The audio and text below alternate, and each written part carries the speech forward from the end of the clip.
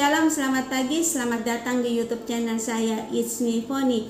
Apa kabar? Saya berharap apapun keadaan teman-teman pagi hari ini, teman-teman tetap bersukacita karena ada kasih, penyertaan, perlindungan, serta pemeliharaan Tuhan ada bersama-sama dengan teman-teman dimanapun kalian berada saat pagi hari ini. Dan mau sesulit, mau seberat dan sesukar apapun persoalan pergumulan yang sedang teman-teman hadapi, yakinlah bahwa engkau tidak bergumul seorang diri, karena ada Tuhan Yesus yang selalu bersama-sama dengan teman-teman, yang akan memberikan kepada teman-teman hikmat, pengertian, pewahyuan, bahkan kekuatan dan kedamaian untuk melewati saat-saat tersulit tersebut.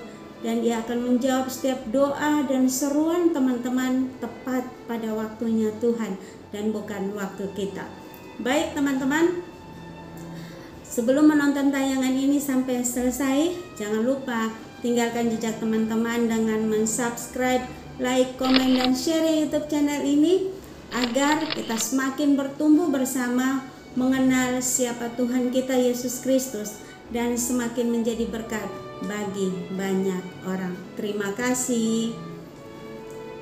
Di Australia, sebuah laporan menuliskan kisah suram tentang musim kemarau ekstrim, udara panas, dan kebakaran.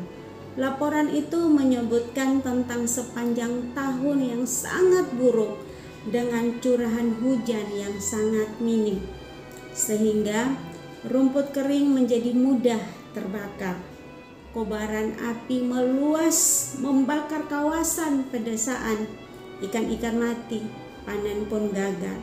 Semua itu terjadi karena tidak adanya air, sumber daya alam yang sering dianggap remeh, tetapi sebenarnya sangat amat dibutuhkan untuk keberlangsungan hidup seluruh makhluk yang ada di muka bumi ini.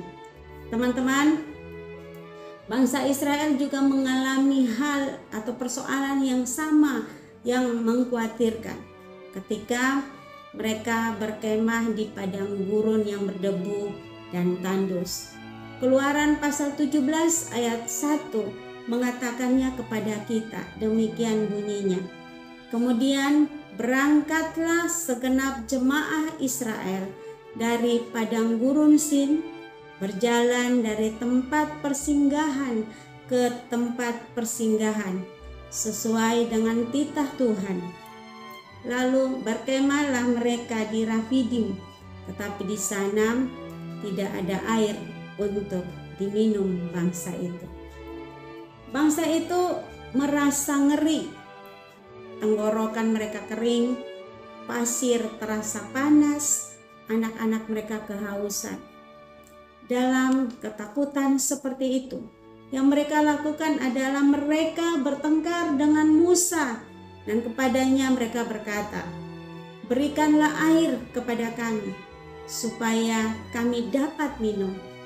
Tetapi Musa berkata kepada mereka, "Mengapakah kamu bertengkar dengan aku?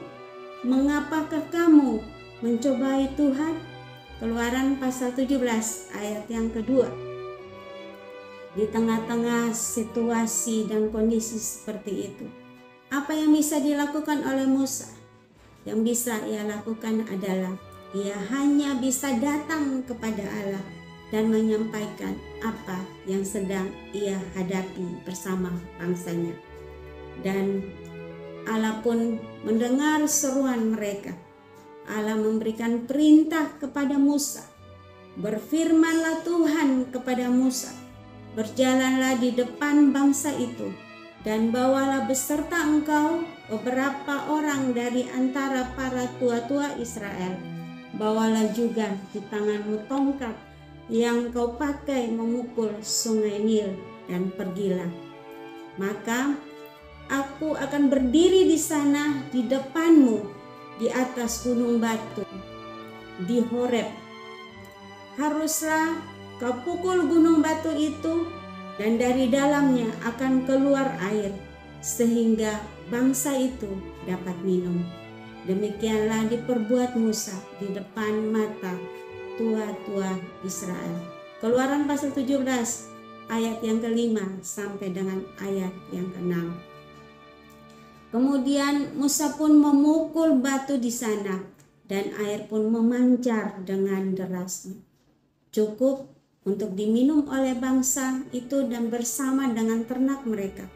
Dan mereka mengetahui bahwa Allah begitu mengasihi mereka dan Ia menyediakan air yang sangat amat berlimpah bagi mereka di tengah-tengah padang gurun.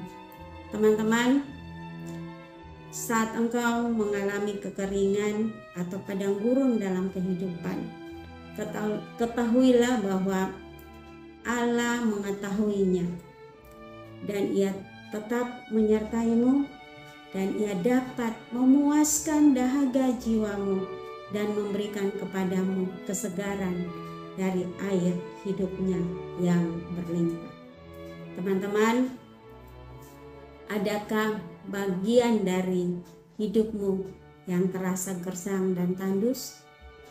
Jangan cari pada dunia, sebab dunia tidak bisa memuaskan dahaga jiwamu, dan dunia pun tidak dapat memberikan kesegaran pada jiwamu.